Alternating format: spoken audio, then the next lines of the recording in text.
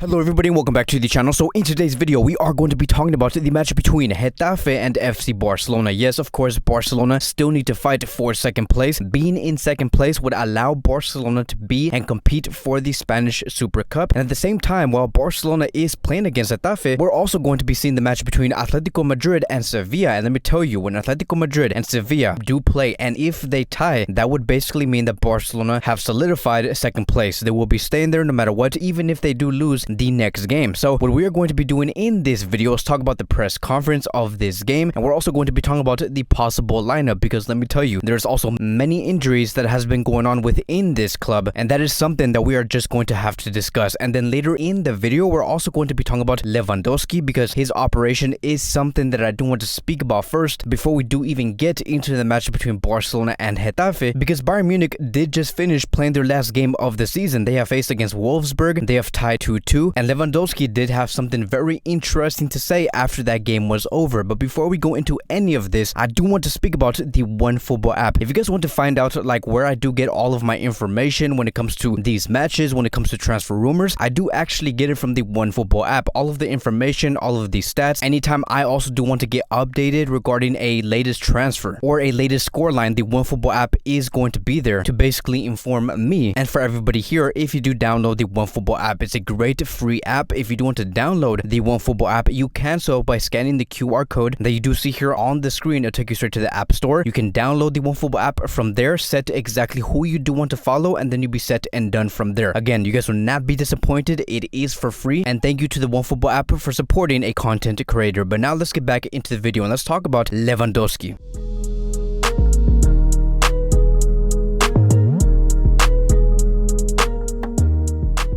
So after the match was over between Bayern Munich and Wolfsburg, Lewandowski was waving basically a goodbye to the fans, waving at them and saying, I'll see you later, maybe next season, maybe not, because he was basically trying to say, I do not know if I'm going to continue at Bayern Munich, yes or no, so might as well just wave at the fans. And Lewandowski simply just wanted to show a huge thank you. And then after that, Lewandowski did have an interview and he told Sky this, and I quote, "It's quite possible that today was my last game for Bayern Munich. I can't say for sure. It could be. We want to find the best solution for me and the club." Then he continued to say, "I can confirm I spoke with Hassan and informed him that my decision has been made. I will not be extending my contract. Both sides have to think about the future. We have to find out the best solution for all sides." And so the timing of all of this does make a lot of sense. The fact that Lewandowski is saying this immediately right after Bayern have finished their season, it does make a lot of sense, because if Lewandowski did say this like in the middle of the season or like 4 or 5 weeks ago, it would not make any sense, because that would only cause fire and friction during Bayern's season, and you never want that. You want to end on the best note possible and then speak about after the season is over. But now seeing this, right, it is quite clear that Lewandowski is basically going to go to war with Bayern Munich, because right now Bayern Munich do not want to permit that exit for Lewandowski. We are going to see a very similar case to what we did see between PSG and Kylian Mbappe last summer in the year of 2021, where PSG was saying, no, we're not going to allow Mbappe to leave, we want him to stay, and Mbappe saying, I want to leave, my dream club is Real Madrid. But PSG did not permit that, even though Real Madrid came out with like a 180 million euro offer. But who knows what's going to be happening within this specific case between Lewandowski and Barcelona and Bayern Munich. Bayern Munich might actually permit a different outcome and allow Lewandowski to leave this club. And then we also do have the director of Bayern Munich that did state before the game between Bayern Munich and Wolfsburg that Lewandowski wants to leave, and he wants to leave for a brand new challenge. But he has also emphasized that the player has a contract until 2023 and that their position is very clear. So you can see that there is some tensions going on between the directors, Bayern Munich, and Lewandowski and the agent. Now I can get it, right? I get why there is some tensions when it comes to Bayern Munich, because if we put ourselves in the perspective of Bayern, right, the coaches, the fans, the CEO of this club, of course it's going to be really hard to let go of someone like Lewandowski, because there is no replacement. There is no definitive number 9 that Bayern can be looking up towards too. Because we look at how Lewandowski did end this season, he has scored a total of 49 goals in 45 games. And so Bayern are basically looking at this and saying, how are we going to replace someone like Lewandowski? And then Barcelona, in their perspective, they're probably looking at this and saying, wow, this is a great deal. The fact that we're going to be paying maybe around 35 to 40 million euros for a deal like this, someone who can score 49 plus goals within a span of like less than 45 games, that is great. So Barcelona right now are basically waiting. They're waiting to see if Bayern are going to come calling and saying, okay, let's work something out. Lewandowski clearly does not want to stay at this club. And so when it comes to Barcelona's stance, it does say here, according reported Tony Juan Martí that Barcelona is still working to present a formal offer for Lewandowski, which basically means this, that Barcelona do have a verbal agreement with Lewandowski's agent and they have agreed on a 3-year contract. Barcelona will submit an official offer of between 30 to 40 million euros when Bayern is ready to negotiate. And that's basically it, right? Barcelona are simply just waiting to see when Bayern are going to be calling because they do have that proposal ready on the table. And so when it does come to Lewandowski and him receiving a 3-year deal with Barcelona, that is a great deal. Like, I know that many of you guys have been saying that Lewandowski is finished, he's too old, he's almost 34 years old, but when it comes to Lewandowski, right, and him being at this age, I don't think that scoring 49 goals in 45 games is considered finished. Like, I have no idea why everybody has a problem of Lewandowski coming to this club at the age of 33 years old. Even Xavi Hernandez had to emphasize this and basically explain why Lewandowski is a great signing for Barcelona, and this is what he said in the press conference. I'm not going to talk about Lewandowski, but I remind you that I signed Dani Alves. All we care about is a professional mentality. Players like Modric, Cristiano Ronaldo, Lionel Messi, they are still playing at the highest level of football. Age is not an obstacle, nor is it a problem, and so the only reason why we are seeing these players today have so much longevity within their careers is because these players, the staff that are working with these players, they're training and they're working smarter. They're coming up with studies to explain how can we bring more longevity to these players. Lewandowski still has a very strong 2 or 3 years within his career, and he can give those 2 or 3 years to Barcelona. And so this is where we are going to slowly now transition away from the Lewandowski topic and talk about the match between Barcelona and Getafe.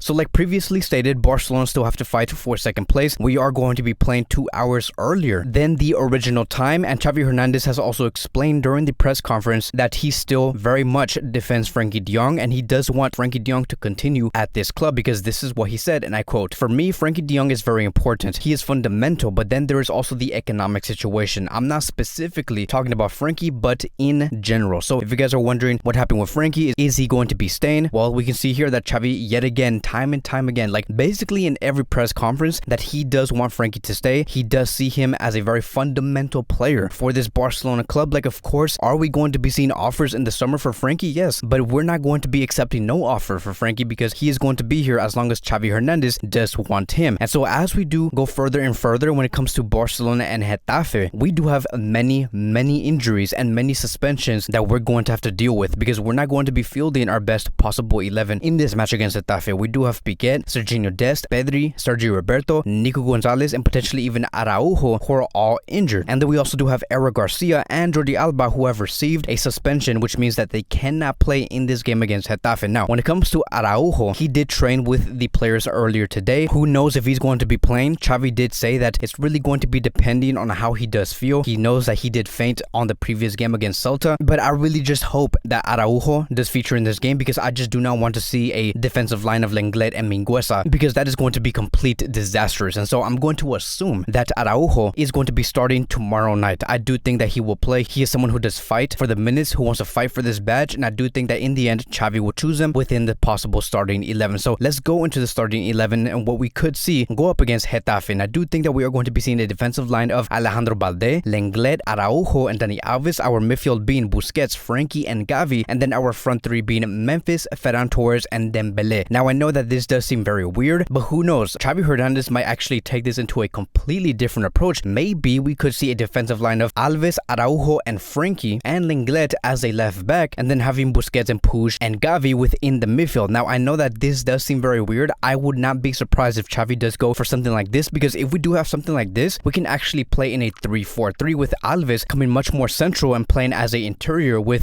Puig, Gavi, and Busquets, and then having Lenglet, Frenkie, and Araujo form that 3-man defensive line. But that is going to be wrapping up today's Barcelona Daily News. Thank you guys so much for watching. If you guys are new here, welcome to the channel. Please like, subscribe, comment, and I will see you guys in the next video.